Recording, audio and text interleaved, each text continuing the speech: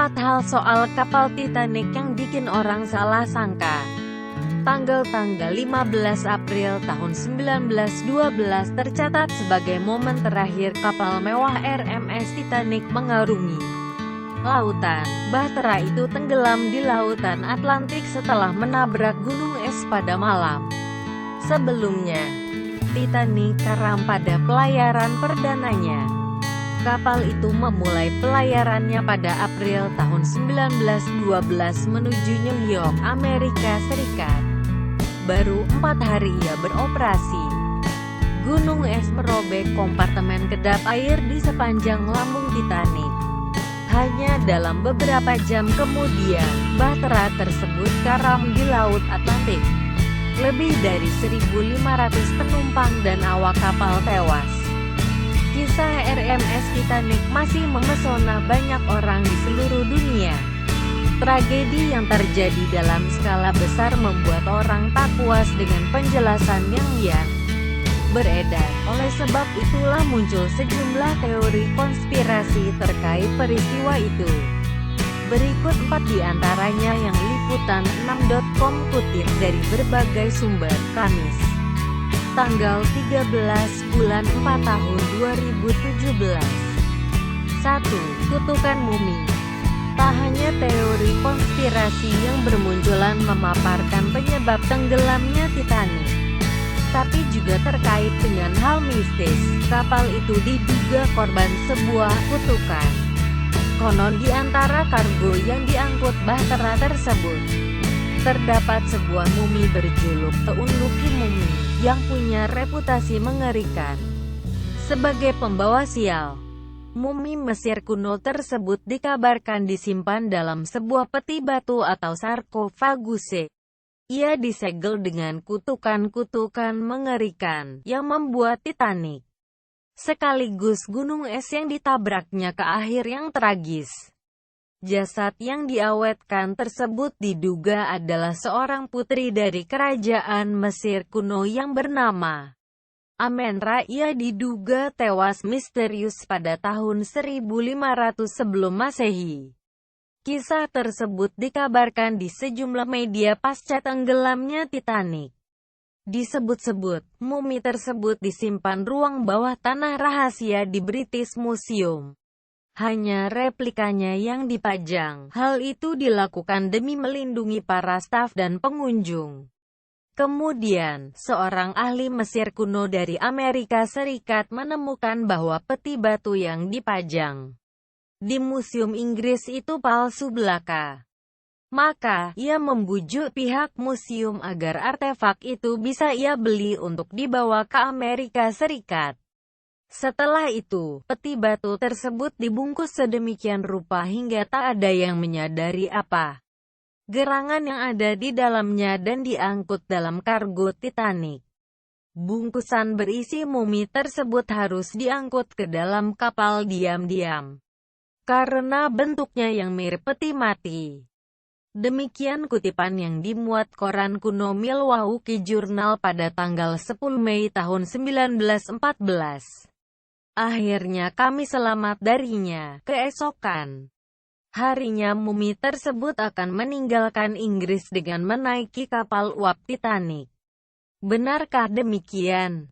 Ini faktanya. Pada 1985, Charles Haas, Presiden Titanic Historical Society, mendapatkan akses ke manifest dan diagram kargo Titanic. Meski kapal tersebut mengangkut barang-barang tak biasa seperti bulu-bulu unggas, topi bulu binatang, jaringan sel, suku cadang, kulit, bulu kelinci, karet, jaring rambut, dan perangkat pendingin, tak ada petunjuk ada keberadaan mumi di sana. Juga perlu diperhatikan, Amenra bukan merujuk pada tempat, melainkan nama dewa Mesir kuno. Apalagi, faktanya, Unluki Mumi hanyalah penutup peti mati. Ia sama sekali tidak berisi mumi. Lagi pula, artefak tersebut tak pernah meninggalkan British Museum hingga saat ini. 2. Pesan setan di lambung Titanic. Beberapa orang rupanya melihat keberadaan Titanic sebagai simbol pembangkangan terhadap Tuhan. Setelah kapal tersebut karam, rumor mulai menyebar di seluruh Irlandia dan Amerika Serikat bahwa pesan anti-Katolik tersembunyi di nomor lambung kapal, yakni 360.604. Jika ditulis di atas kertas dan dilihat dari sebuah cermin, angka tersebut dapat dibaca sebagai NOPOPL, tidak ada paus. Banyak yang mengklaim bahwa nomor lambung setan itu adalah penyebab tenggelamnya kapal tersebut. Namun mitos tersebut runtuh seketika hanya dengan satu fakta sederhana. Nomor lambung kapal Titanic bukanlah 360.604, melainkan 401. Selain itu, sejumlah rumor menyebut bahwa Titanic mengalami celaka karena tak melakukan prosesi memecahkan botol sampahnya ke badan kapal, seperti yang biasa dilakukan kapal lain. Namun, perusahaan perkapalan White Star Line yang mengoperasikan Titanic tak pernah melakukan prosesi tersebut karena tidak meyakini kepercayaan itu.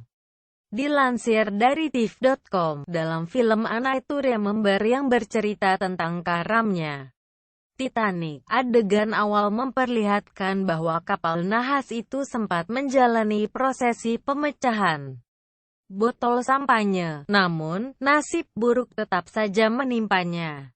3. Kapten Titanic jelang pensiun. Kapten Edward J. Smith mungkin ikut andil dalam kecelakaan Titanic pada Minggu malam tanggal 14 April 1912. Musibah itu merenggut lebih dari 1.500 nyawa pria, wanita, dan anak-anak.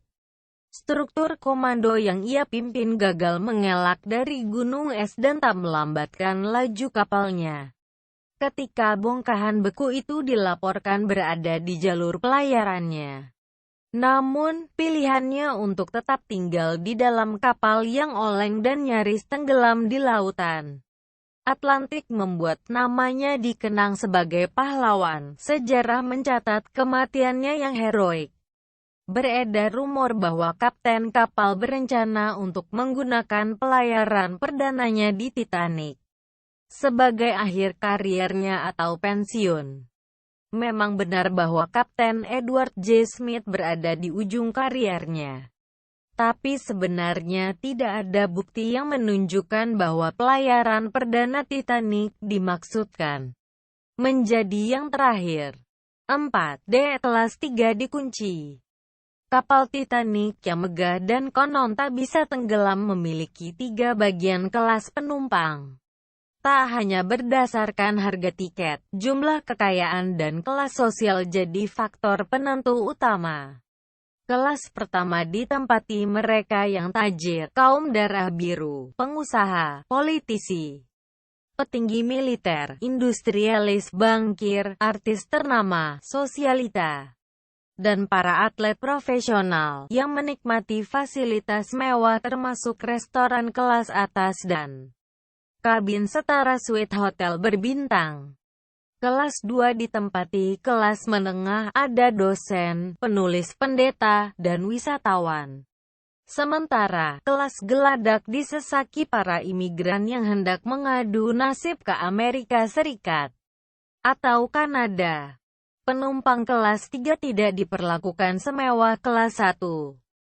Tapi kondisi mereka masih lebih baik daripada penumpang kelas 3 di kapal lain pada masa itu. Mereka ditempatkan di kabin tidur berkapasitas 2 dan 10 orang. Dengan 164 kamar terbuka tambahan untuk para pemuda di Gedek. Kala itu, UU Imigrasi mengatur secara ketat bahwa kapal dibagi dengan kelas untuk mencegah penyebaran penyakit. Saat Titanic menabrak gunung es dan karam, konon kabarnya penumpang di kelas 3 dikunci agar lebih banyak penumpang kelas 1 dan 2 yang diselamatkan. Faktanya, dari sekitar 700 penumpang kelas 3, hanya sekitar 180 yang diselamatkan. Namun, soal dugaan konspirasi untuk membiarkan mereka tewas, sama sekali tak benar. Kala itu, para penumpang, bahkan awak kapal tak menyadari keseriusan situasi. Mereka mengira pasti bakal selamat. Keyakinan yang salah itulah yang membuat mereka tak segera mengevakuasi diri. Ditambah lagi, ada kesulitan untuk menavigasi kapal yang bentuknya mirip labirin. Hambatan bahasa, dan pengaturan yang buruk adalah penyebab utama hilangnya banyak nyawa di kabin kelas 3.